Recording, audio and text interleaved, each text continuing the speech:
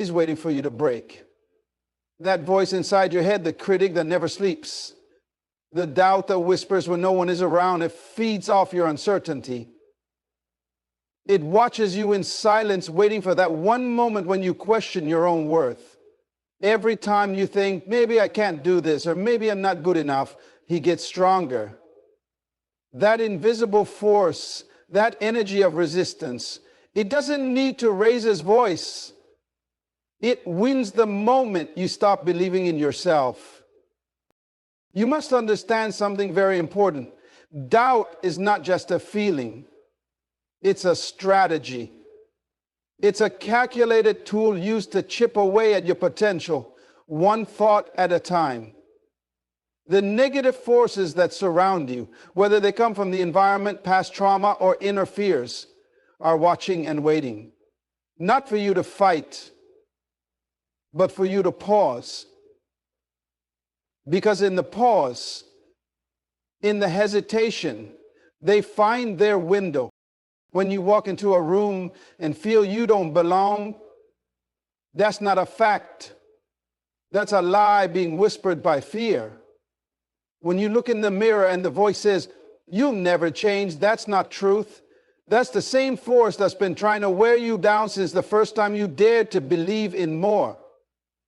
It's the same enemy that tried to talk you out of your dreams, out of your healing, out of your growth. It doesn't want you strong.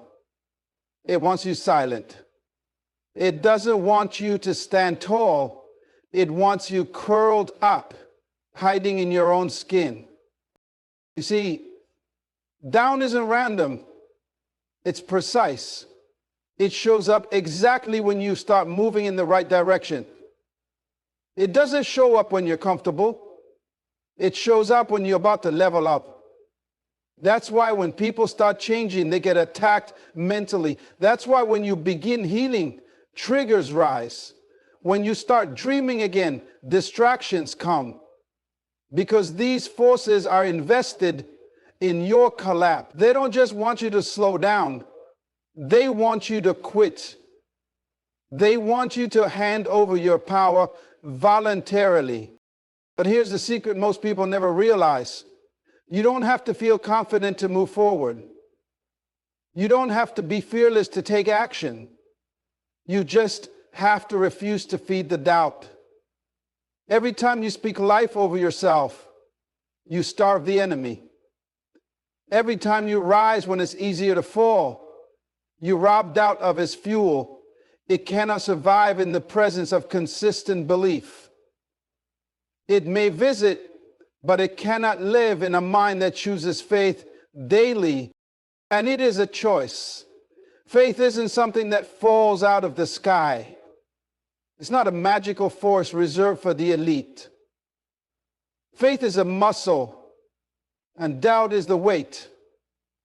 Every day you wake up with the opportunity to train, to believe again, to trust again, to keep going even if your legs shake.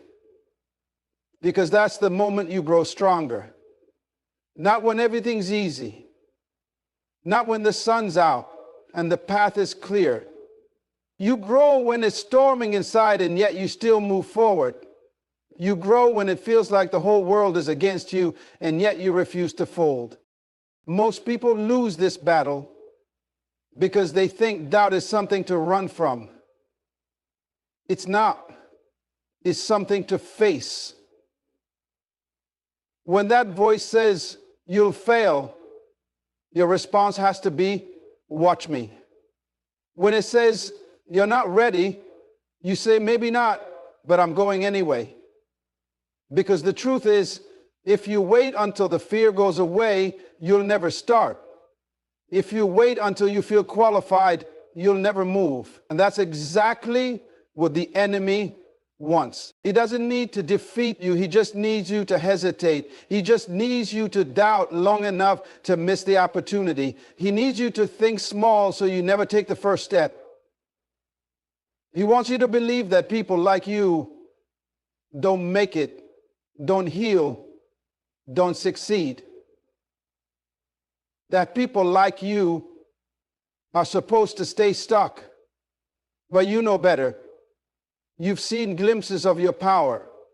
You've felt moments of clarity. You've heard your higher self screaming in the background while doubt tried to drown it out. The higher self is real. That's your true voice. That's your weapon. And every time you trust that voice, you win.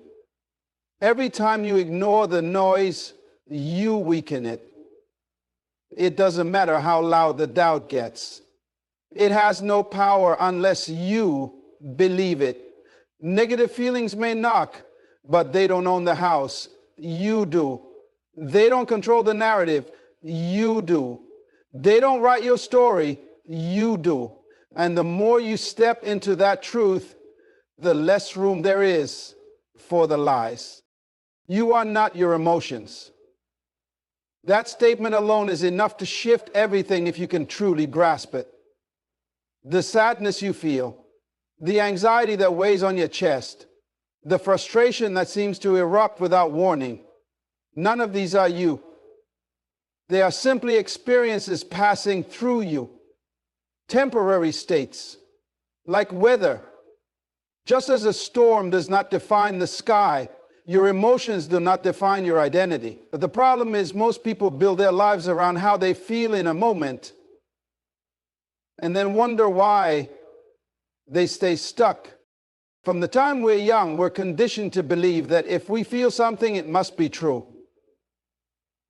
If you feel rejected, you must be unworthy. If you feel lonely, you must be unwanted. If you feel afraid, then something bad must be happening. But this is a trap. Feelings are not facts, they're signals. They rise and fall triggered by memories, environments, hormones, thoughts. They can be influenced by what you ate, what you watched, what someone said 5 years ago that you never really dealt with, and yet you let them drive. You let them tell you who you are. There is a silent war going on between your true self and the emotions that try to take over your mind. And if you don't learn to separate the two, you will mistake every low moment as a permanent reality. You'll say things like, I am depressed, instead of I feel sad. You'll say, I am broken, instead of I'm going through something painful. You give emotion a seat at the table and a name tag that says, this is me. But it's not you, it's just something you're passing through. And that's a massive difference. Once you start to realize that, you gain your power back. You can feel overwhelmed and still make powerful decisions. You can feel nervous and still walk into that room. You can feel completely lost and still take the next step. Emotions are data.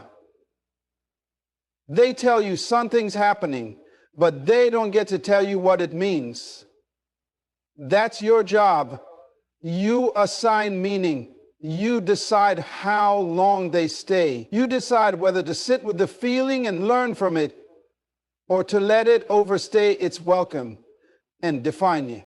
There will be moments in your life when you are hit by waves of negative emotions so intense, it feels like the truth. Like there's no way out. Like you'll always feel this way. But here's what you have to remember. Feelings lie. Especially when you're exhausted, especially when you're hurt, especially when your soul is trying to evolve and your old identity is trying to hold on.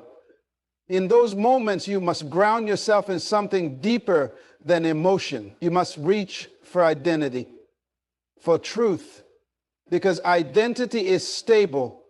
Emotion is not. Identity is rooted in who you really are, not what you're currently feeling. Think about it like this. Imagine standing in the ocean. A wave comes and hits you. It's strong. It knocks you off balance. Maybe you fall. Maybe you struggle to get back up. But once the wave passes, you're still there. That's what emotion is. It may knock you down, but it doesn't erase you. It may disrupt your clarity, but it doesn't remove your power. You are always still there under the surface, waiting to rise again. But only if you stop identifying with the wave. Only if you stop saying, I am the wave, and start saying, I am the one standing in it. One of the most dangerous things you can do is build your self-pressure around temporary feelings, because emotions are seasonal, but self-perception can be lifelong. If you convince yourself in your darkest moment that you're unlovable, that belief can shape every future relationship. If you decide in your lowest hour that you're a failure, that label can follow you for years, even long after the feeling has faded. So you must be intentional. You must train yourself to feel deeply but not attached, to experience fully but not internalize. And don't think this means you ignore or suppress your feelings. Quite the opposite. You feel them, you acknowledge them, you let them speak, but you don't let them rule. You say, I see you, but you don't own me. I feel this, but it doesn't define me. You allow yourself to cry, to scream, to sit in silence, but with a full understanding that this is a process, not a sentence. You are not weak for having emotion. You are strong for learning how to navigate them without letting them turn you into someone you're not. And this takes practice. Because emotions can be seductive. They can make you feel like you're being honest by giving in, like you're being real by saying, this is just who I am. But emotional honesty is not the same as emotional surrender. There is a higher version of you waiting beyond the pain. And the only way to meet them is to start mistaking emotional reaction for personal truth. You can feel broken and still be whole. You can feel hopeless and still carry potential. You can feel forgotten and still be chosen. So the next time the emotion rises and tries to convince you to sit in the dark, to shrink, to lash out, to quit, pause, breathe, and remember, you are not the storm. You are the one who stands through it. The mind is not your enemy, but it can become your battlefield if you don't learn how to govern it. The greatest war you'll ever fight isn't with another person. It's with your own thoughts. Your mind has the capacity to build you up or break you down, and the difference lies in who's in control. If you're not the one directing it, it will be directed by fear, insecurity, memories, past traumas, and the voices of people who never believe in you. The mind is a tool, powerful, precise, and always active. But if left unchecked, it becomes a weapon that turns inward. Most people live their lives reacting. They don't decide what to think, they simply respond to whatever thought floats in. If a fearful thought comes, they believe it. If a memory of rejection arises, they replay it like it's happening now. If an insecure idea surfaces, they assume it must be real. But thoughts are suggestions, not commands.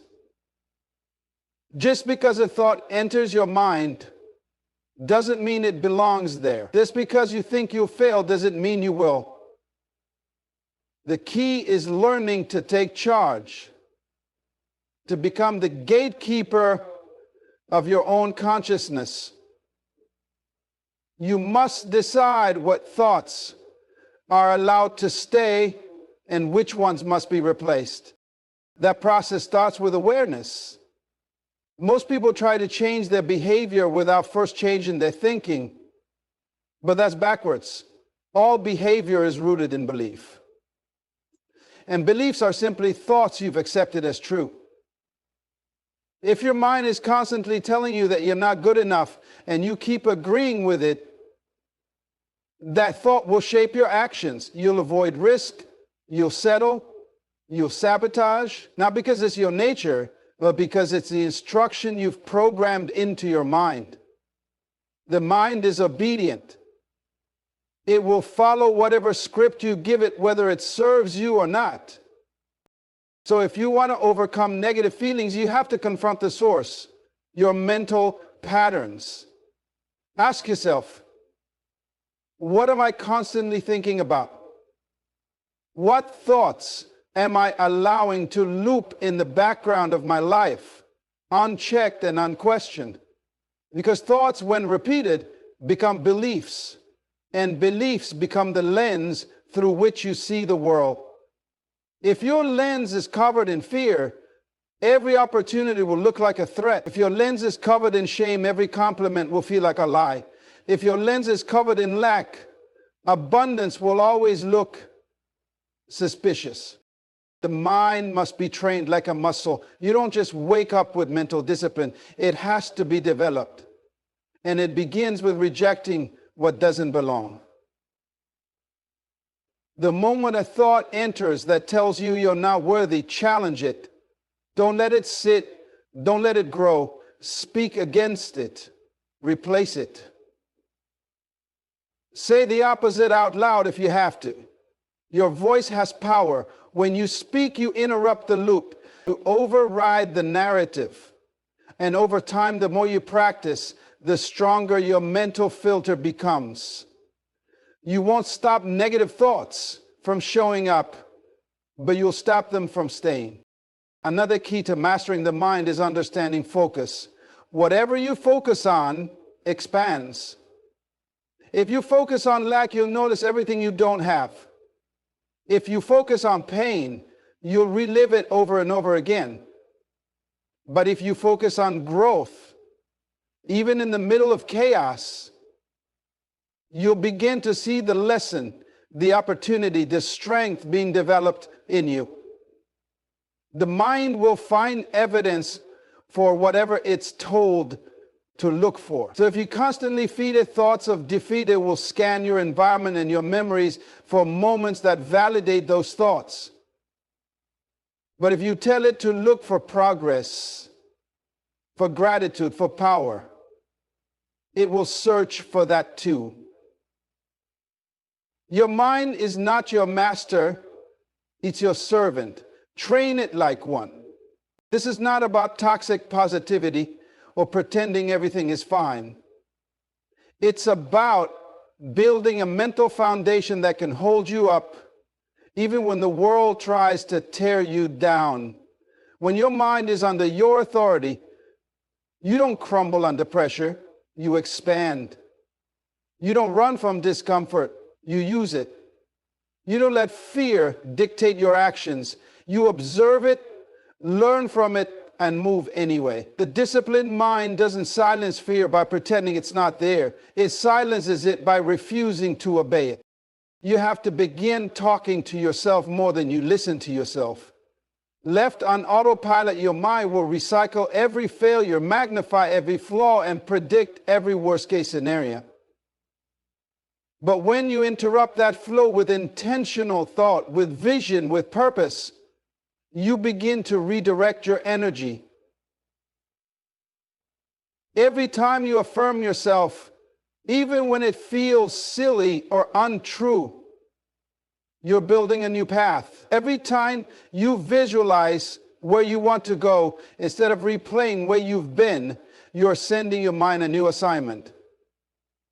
It will adapt. It will shift. But only if you lead it. The mind can become your most powerful ally, but it doesn't happen by accident. It happens when you decide once and for all that you're not going to be a slave to every thought that passes through. You're not going to let your history dictate your vision. You're not going to let fear make your choices. You're going to take ownership. You're going to design the inner world so it can sustain the outer world you want to create. Because true freedom doesn't start with circumstance, it starts with thought. And the one who masters their mind masters their life. Rejection is a feeling, not a fact. And the truth is, most of the time, what you're feeling isn't even about the present moment. It's a memory, a wound, a scar that hasn't fully healed. When someone walks away from you, when someone ignores your message, when someone chooses someone else over you, it touches a deep place inside that says, I'm not enough. That's the lie rejection wants you to believe. But hear this clearly. Rejection doesn't define you. It reveals them. It reveals their limitations, their preferences, their fears, their wounds, but it is never a mirror of your worth. When someone rejects you, it activates one of the deepest human fears, the fear of not belonging. That primal feeling is what leads to spiraling thoughts, self-blame, and emotional torment. You begin to analyze everything you said, everything you did, wondering what was wrong with you. That inner voice gets louder. Maybe I'm not attractive enough. Maybe I'm too much. Maybe I should shrink myself to be accepted. At the moment you tie your value to someone else's validation, you've surrendered your power. What you have to understand is that rejection is often redirection. It doesn't feel like it in the moment. It feels like loss. But many times what you think you're losing is actually being removed for your protection or your promotion.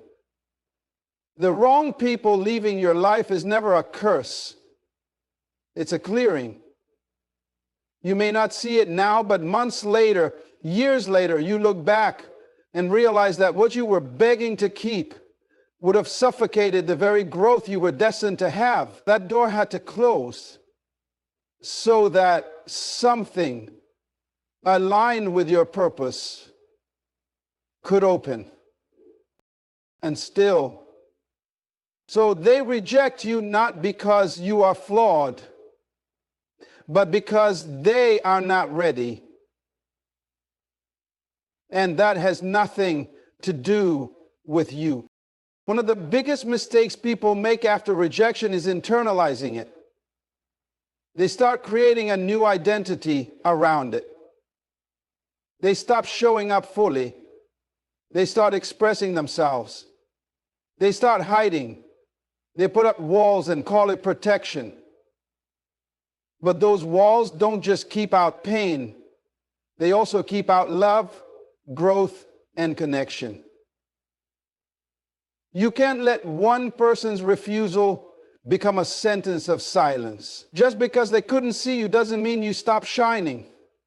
Rejection should never make you retreat into invisibility. You were not created to be everyone's preference. And that's your strength. You're not here to shrink into someone's idea of acceptable. You're here to grow into your highest expression. And sometimes that expression will offend people who are committed to small thinking. Let them walk, let them leave, because every time you force yourself to fit into a space that doesn't honor you, you lose a piece of your authenticity, you lose time, you lose energy, and you end up exhausted, chasing approval from people who wouldn't know what to do with you, even if you handed them a manual. You need to reframe rejection. Don't see it as an insult, see it as refinement. Your assignment is too important to get stuck grieving over people who were never meant to carry your vision with you. The next time you feel rejection rise in your chest like a storm, pause. Don't react. Breathe. Ask yourself, what is this trying to teach me? Maybe it's calling you back to yourself. Maybe it's teaching you detachment. Maybe it's showing you that your identity must be rooted in something deeper than attention. This is your opportunity to anchor yourself, not in fleeting praise, not in temporary companionship, but in truth. The truth that you are whole, worthy, and powerful with or without their acceptance. You can't afford to allow rejection to write your story. It's just a chapter, not the whole book. You have to keep turning the page. Because if you stop now, you'll never discover the people, the places, and the possibilities that were divinely assigned to find you. Not the version of you that's people-pleasing and compromising, but the real you. The you that's unapologetic. The you that doesn't chase, doesn't beg, doesn't fold. The you that knows rejection is just a stepping stone, not a stumbling block. Silence is not weakness. It's a language, a powerful one. The loudest energy in the room is often not the one shouting, it's the one who sits still, composed, unshaken. Because silence is not the absence of words, it's the presence of mastery. When you're silent, you're listening, not just to what's happening around you, but to what's rising within you. In silence, you don't react, you respond. You don't waste energy, you direct it. And the moment you realize the power of silence, you stop explaining yourself, stop defending yourself, stop trying to convince people who've already made up their minds. Test you, they'll provoke you, not always because they have something against you, but because they can't stand what they don't understand. Your calmness frustrates them. Your composure confuses them. Your refusal to engage threatens their need for control. And when you don't respond the way they expect, they feel powerless. Because they were waiting for your reaction. They wanted you to break character. They wanted you to lose it. But instead, you just sat there, grounded, untouched, and that silence was louder than any comeback you could have delivered.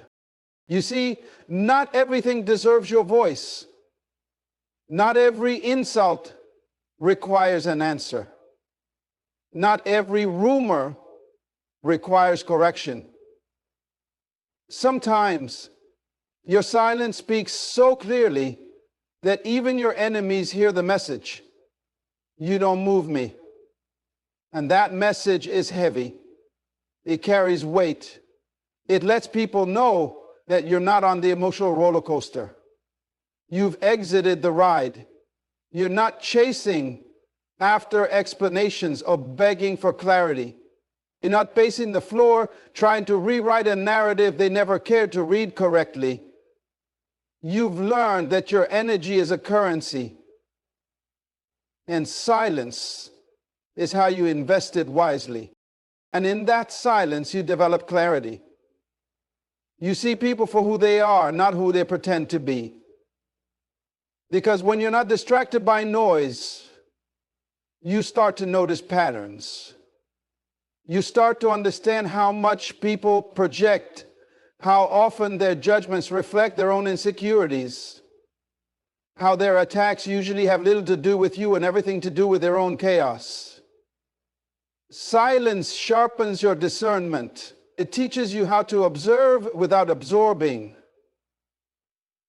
This kind of power makes people uncomfortable. They want access. They want to pull you into their drama. They want to know what you're thinking, what you're feeling, what your next move is. But when you say nothing, when you move in silence, when you don't give them a single word to twist or weaponize, you remain in control. Let them wonder. Let them create stories. Let them think what they want. Because your peace is not up for public discussion. It's yours. You don't owe anyone an emotional performance to make them feel comfortable with your boundaries. And here's the truth. Most people don't want to admit. When you stop talking, they start revealing themselves. Your silence is like a mirror. It reflects their own intentions, their own motives, their own fears. That's why people who are operating in deception or manipulation can't stand silence. They need noise to distract, to confuse, to maintain control. But when you remove yourself from the chaos and say nothing, the entire atmosphere shifts. Silence is your strategy. It's how you gather information, how you conserve power, how you protect your spirit from unnecessary contamination. Silence also creates space for healing, for reflection, for growth. When you're always speaking, always arguing, always responding, you leave no room for transformation. But when you step back and stay silent, you start hearing things differently. You start hearing yourself. You remember who you are. You realize how much noise you've been tolerating just to be liked, understood, or validated. And you decide that your peace is worth more than their approval. That your growth is more important than being right. That your purpose requires less explanation and more execution. There's also a mysterious power that grows in the one who doesn't feel the need to always be heard. Because you're not chasing attention. You're not addicted to validation. You're not trying to prove anything. You know who you are. And that knowledge silences every need to argue with someone who doesn't. That's not silence from fear, that's silence from strength. You're not afraid of confrontation. You just choose not to engage in battles that drain your spirit and lead nowhere. You've learned to fight smarter. And sometimes the smartest thing you can do is say nothing at all. People won't understand it at first. They'll call you distant, cold, or arrogant. Let them. Heal you. Public wars won't restore you. But silence will center you. Silence will discipline you. Silence will teach you how to win battles without ever throwing a single punch. They're not just watching your wins, they're watching to see if you'll fold. If you'll crumble when the pressure rises. If you'll give up when you don't see results right away. That's the trap. That's the bait. Because people who never had the courage to start anything themselves are always waiting for you to give up on what you dared to believe in. And every time you feel tired, every time you feel like quitting, every time the doubts creep in louder than your vision, you have to remember one thing. There's someone who doesn't believe you'll make it. And not because of you, but because they couldn't. Your persistence is a threat. Your consistency is an insult to their excuses. Every time you keep going, you're proving them wrong without saying a word. Is the enemy whispering, just quit. Nobody will notice. But here's the truth. They will notice. Because people remember the ones who endure. The ones who kept building. Long after the applause stopped. The ones who kept planting seeds when everyone else was digging up their own dreams out of impatience. You have to build a different kind of endurance. The kind that outlasts failure. The kind that doesn't flinch when things fall apart. The kind that's not addicted to motivation but built on discipline. Discipline is what keeps you going when passion takes a day off. It's not about being hyped every morning. It's about honoring the commitment even when you feel nothing. Because growth doesn't always look exciting. Sometimes it's quiet. There's stagnation. There are people watching you now, hoping you'll stop. Not because they hate you, but because your movement exposes their stagnation. Your risk-taking highlights their complacency. Your boldness reminds them of everything they put on pause. So they criticize, they minimize, they mock. But deep down, it's not you they're mad at, it's themselves. And giving into their disbelief would only confirm what they secretly want to believe. That it's better not to try than to try and fail. Don't validate that mindset. Don't be their confirmation. Be their contradiction. Let your life stand as evidence that persistence still works. You won't always see progress in plain sight. Some of your biggest growth seasons will feel like nothing is happening. But underground, roots are spreading, foundations are being laid. And you have to trust that process without needing a sign every 5 minutes. The most dangerous thing about quitting is how quiet it feels at first. You don't fall off with a loud bang. It starts small. You skip a day, you lower your standards, you tell yourself just this once. And before you know it, you've talked yourself out of everything you once prayed for. That's how giving up works. It seduces you with comfort, then traps you in regret. But here's the thing. You'll come back and be louder than your collapse. Your discipline can be louder than your doubt. You're not too late. You're not too far gone. You just have to stop stopping. You have to push through the boredom, through the doubt, through the silence, where results haven't shown up yet. Because this is where most people quit. Not because they couldn't do it, but because they were addicted to instant gratification. You have to be different. You have to be the one who says, I keep going, not because it's easy, but because it's right. The moment you decide to stop entertaining the idea of quitting is the moment your results start compounding.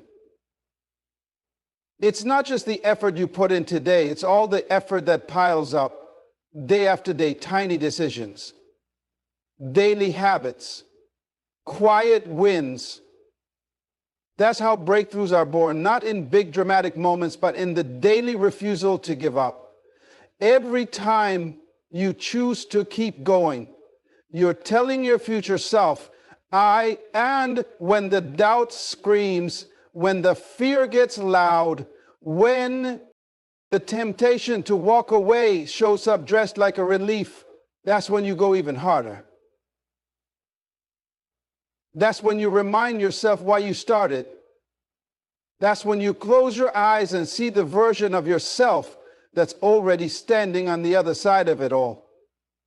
The version of you that didn't give up when it got hard, who didn't listen to the noise, who didn't break just to satisfy the people waiting to say, I told you so. Because your silence and struggle is creating a victory so loud that it will echo through every room that once doubted you. You're building a life brick by brick. While others are busy throwing stones at your process,